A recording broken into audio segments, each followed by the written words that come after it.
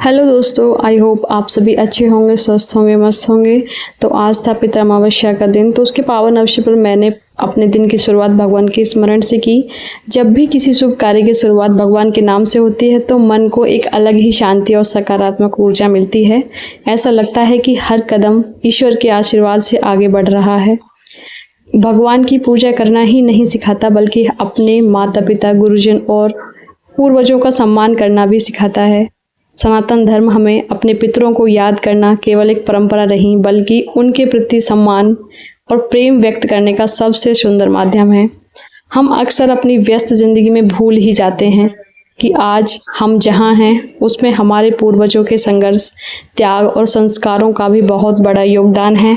इसलिए उनका स्मरण करना हमारा कर्तव्य भी है और सौभाग्य भी है।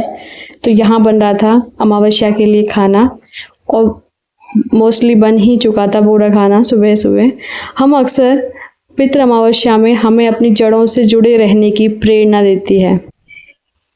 जो व्यक्ति अपने पूर्वजों का सम्मान करता है वह अपनी आने वाली पीढ़ियों के लिए भी अच्छे संस्कार छोड़कर जाता है।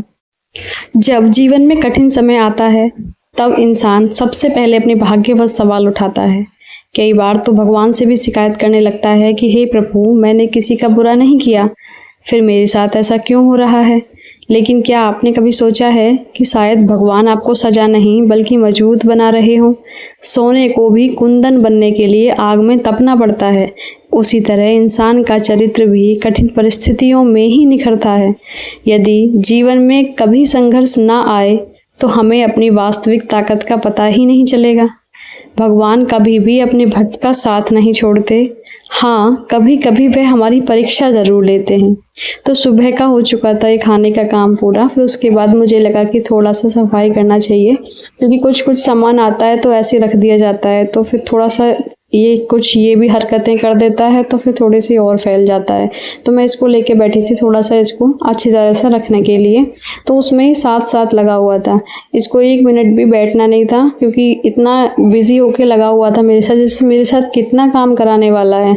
पर मैं एक रखती तो आप 2 रखता, काम को होने ही नहीं देता पूरा, साथ साथ में लगा ही रहता है। बट इतना है कि साथ साथ में लगा रहता है तो इसके साथ मन लगता है मेरा, नहीं तो ऐसे लगता है कि अकेले अकेले कैसे, इसके साथ मेरा मन लगा रहता है। परीक्षा हमेशा उसी की होती है जिसमें सफल होने की क्षमता होती है। भगवान पर विश्वास रखना बहुत आसान होता है जब सब कुछ अच्छा चल रहा हो, लेकिन सच्ची भक्ति तब होती है जब सब कुछ हमारे मन के अनुसार ना हो, फिर भी हम विश्वास बनाए रखें। हमारे कर्म भी हमारे जीवन में बहुत महत्वपूर्ण भूमिका निभाते हैं। श्रीमद् भगवद गीता में भगवान श्री कृष्ण ने कर्म करने का उपदेश दिया है। हमें अपना कर्तव्य पूरी ईमानदारी से करना चाहिए और फल की चिंता भगवान पर छोड़नी चाहिए। तो यहाँ पे मैं इन सबको रख चुकी थी और ये पूरी अपनी कार्यवाही में लगा हुआ था। इसको जितना समझाओ समझ में आता ही नहीं है, और इधर से ये खींचना उधर से वो खींचना बस। यदि आज आपकी मेहनत का परिणाम नहीं मिलता तो इसका अर्थ यह नहीं कि आपकी मेहनत व्यर्थ जा रही है। हर अच्छे कर्म का फल समय आने पर अवश्य मिलता है। कभी किसी की सफलता देखकर निराश मत होइए। हर व्यक्ति का समय अलग होता है। जैसे पेड़ लगाने के बाद फल आने में समय लगता है, वैसे ही मेहनत और अच्छे कर्मों का परिणाम भी धीरे धीरे मिलता है। तो यहाँ मेरा ये सामान लग चुका था, मैं लगाई थोड़ी झाड़ू, क्योंकि सारे में बहुत गंदा हो चुका था। फिर इसने इस फ्रिज पे भी इतने निशान लगा रखे हैं, डेली साफ होने के बावजूद भी कुछ ना कुछ ही निशान लगाना इसका बनता ही रहता है। मैं इसको डेली साफ करती हूँ, ये डेली इसको गंदा करता है। तो मैं इसमें ऐसे छोटे छोटे कामों में लगी हुई थी। हर अच्छे कर्म का फल समय आने पर ज़रूर मिलता है। जिस तरह किसान बीज बोने के अगले दिन फसल की उम्मीद नहीं करता, बल्कि धैर्य रखकर उसकी देखभाल करता है, उसी तरह हमारे अच्छे कर्म भी समय के साथ फल देते हैं। कई बार हमें लगता है कि हमारी मेहनत व्यर्थ जा रही है, लेकिन भगवान हमारे हर कर्म को देख रहे होते हैं।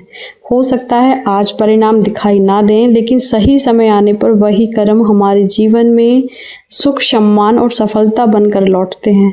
इसीलिए कभी भी किसी का भला करने से पीछे मत हटिए, किसी की मदद कीजिए, सच बोलिए, ईमानदारी से काम कीजिए, भगवान पर विश्वास रखिए। अच्छे कर्म कभी व्यर्थ नहीं जाते। यदि आपके जीवन में संघर्ष चल रहा है तो निराश नहीं होना। हो सकता है भगवान आपके लिए उससे भी बेहतर कुछ तैयार कर रहे हों, जिसकी आपने कल्पना भी नहीं की होगी। परिस्थितियाँ कैसी भी हों, भगवान पर भरोसा कभी मत छोड़िए, क्योंकि जब पूरी दुनिया साथ छोड़ देती है तब भी भगवान अपने सच्चे भक्त का हाथ नहीं छोड़ते। तो यहाँ पूरे दिन का काम ऐसे, सुबह खाना, फिर उसके बाद सफाई, फिर उसके बाद एक खाना बन रहा है शाम का। तो शाम को रोटियाँ बनाई थी मैंने।